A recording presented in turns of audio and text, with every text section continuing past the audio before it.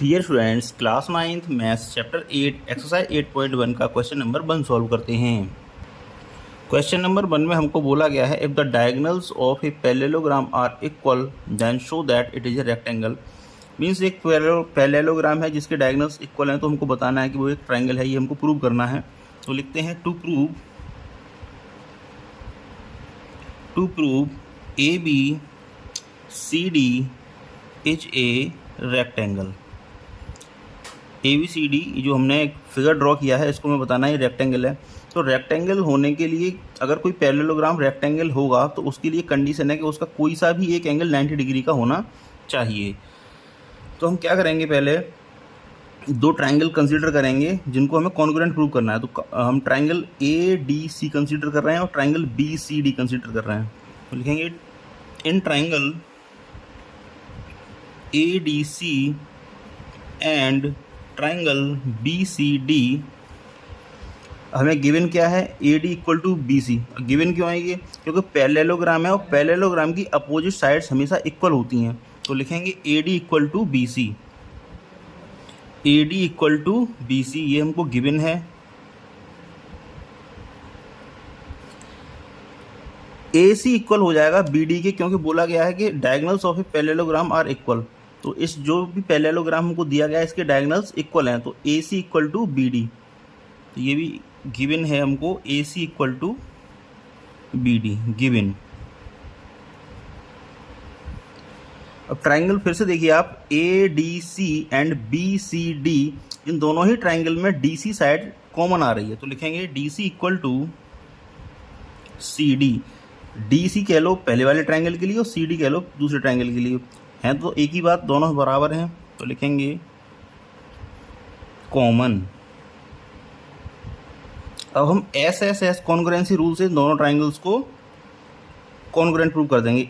Side side and side. अब इस वाले ट्राइंगल में आप देखिए साइड साइड एंड साइड, तो बोलेंगे by S S S congruency rule,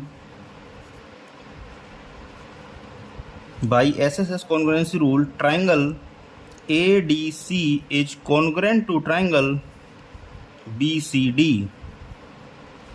ये हमने दोनों को कॉन्ग्रुएंट प्रूव कर लिया। अब बारी है कि किसी भी एक एंगल को हम 90 डिग्री प्रूव करें। तो आप देखिए ए बी सी डी एक पैरेललोग्राम है, सही है। अगर मैं A D and B C parallel हैं और डी सी को इनका ट्रांसवर्सल मान लूँ, जैसे डी सी को थोड़ा सा आगे बढ़ा देता हूँ तो ये अच्छे से क्लियर हो जाएगा आपको। तो A D and B C parallel lines हो गई और डी सी इसकी ट्रांसवर्सल लाइन हो गई। तो एंगल डी और एंगल सी ये को इंटीरियर एंगल हो रहे हैं इस पैरेललोग्राम के।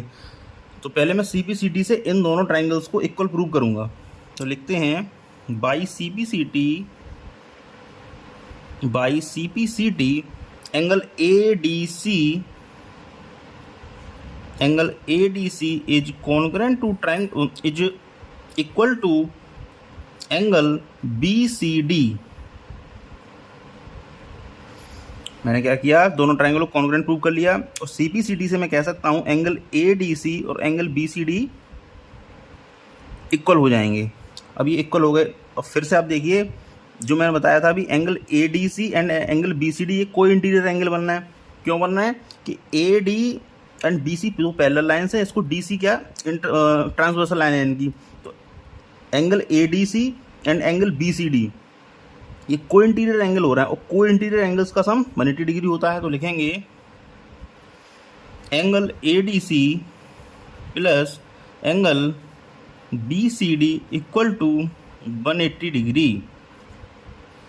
अब A D C and B C D दोनों ही इक्वल हैं, तो मैं बी सी डी को भी ए डी सी से रिप्लेस कर सकता हूँ।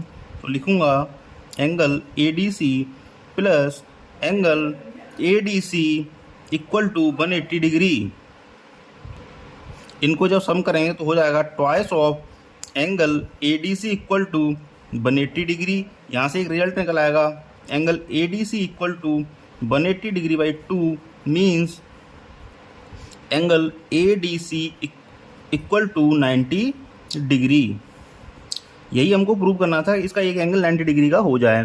तो लिख सकते हैं हम पैरेललोग्राम, ए पैरेललोग्राम